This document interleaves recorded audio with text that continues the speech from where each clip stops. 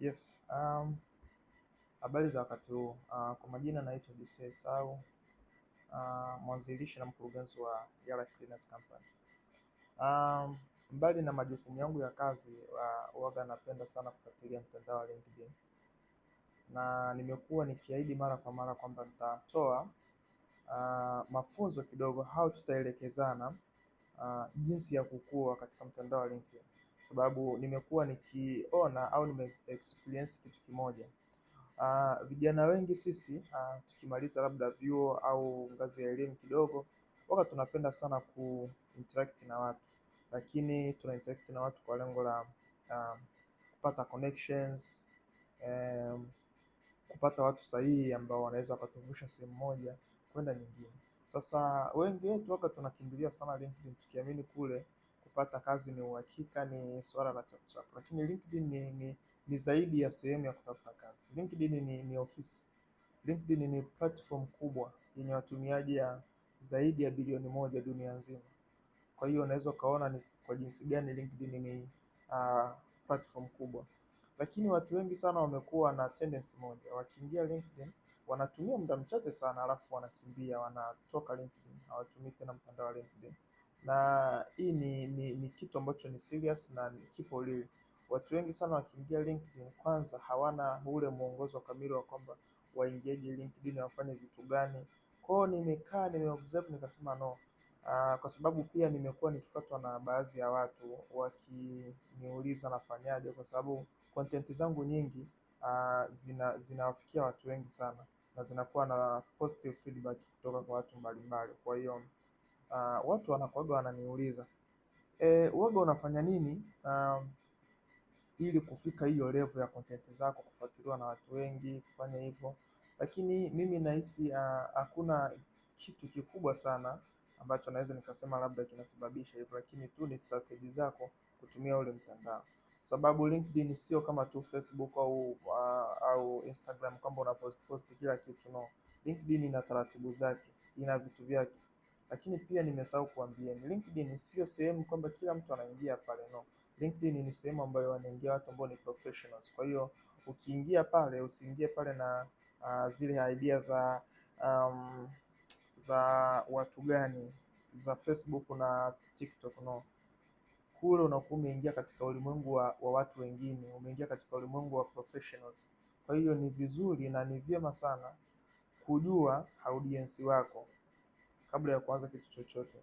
So leo ninapenda kuwapitisha katika baadhi tu, nitakuwa naelezea njia moja kila video, njia moja kwa undani zaidi, ili kila mtu aelewe, asiwe anauliza maswali kila muda. Kwa hiyo leo nakuja na introduction tu kwamba kitu gani sasa leo nakuja na kitu kimoja. Hii video hii nzima itabeba ujumbe wa kitu kimoja ambacho inabidi udili nacho. Na kitu cha kwanza ni kwamba lazima udefine brand yako. Nikisema udefine brand yako inabeba vitu vingi sana. Kwanza lazima ujue wewe ni nani. Wewe ni nani? Kama msha notice kitu, ukiingia kule Facebook, Instagram, whatever, ukiingia pale kuna aina mbili za account.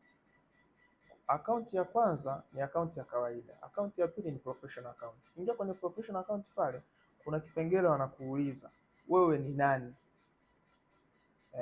Ni kuka, ni teacher, ni nani, sports person, ni nani? Kwa hata huku LinkedIn hicho kitu hawatakuuliza kwamba wewe ni nani, ila lazima ujue wewe ni nani. Unaona? Kwa hiyo ukiingia LinkedIn, kitu cha kwanza ukishatengeneza profile yako. Profile kila mtu anajua. Kama ulishawahi kuingia LinkedIn unajua profile inahitaji vitu gani. Profile ni kama CV yako kule LinkedIn, kwa sababu nishakwambia LinkedIn ni sehemu ya professionals. Kwa hiyo profile yako inakuwa kama CV. Sawa?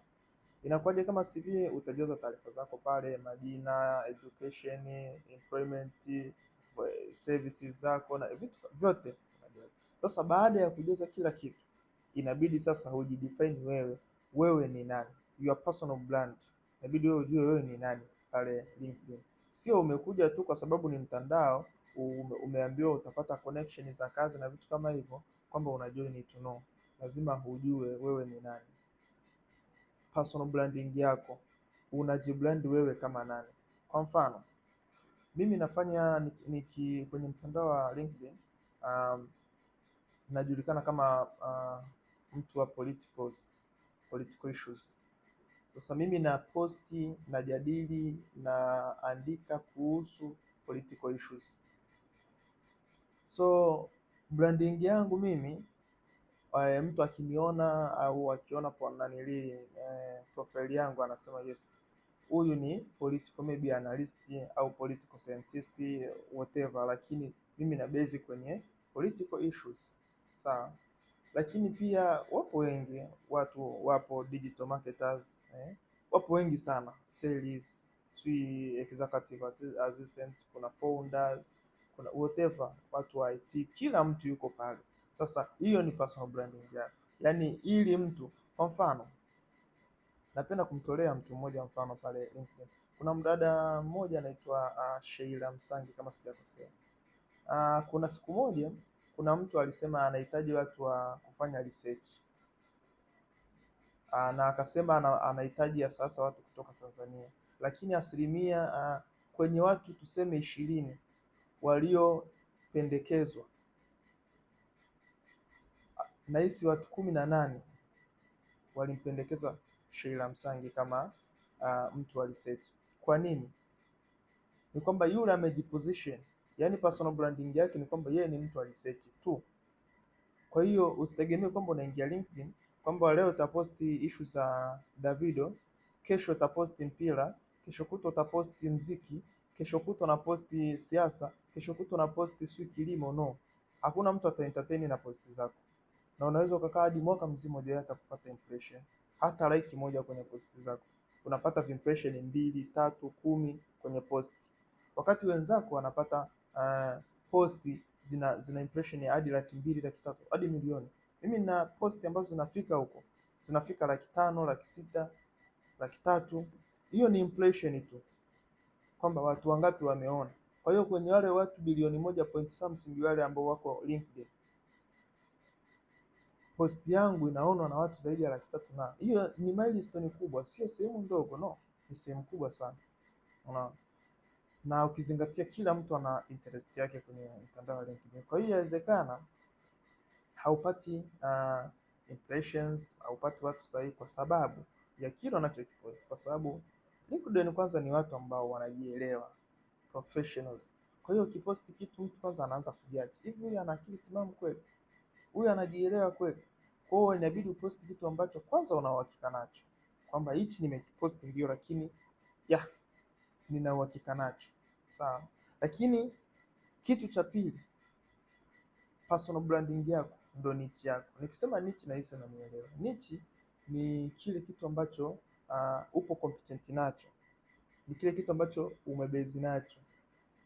Kwa mfano kama we ni unapost kuhusu mpira, maana yake wewe niche yako ni mpira.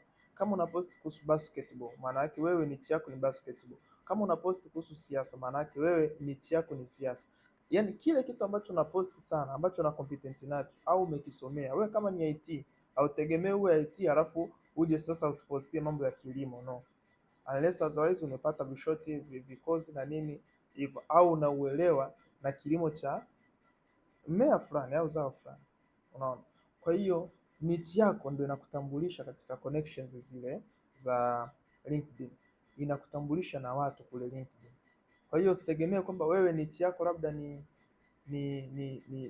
mziki, alafu kesho unaposti kuhusu kilimo, kesho kutu unaposti kuhusu uvuvi, kesho kutu unaposti kuhusu viwanda, ukategemea utatoboa LinkedIn. Hapana. Ndio mara nyingi wale watu wanakuaga wanakaa tu LinkedIn miezi 3 miwili wanapotea. Kwa sababu gani? Hawapo consistent kwenye brand yao.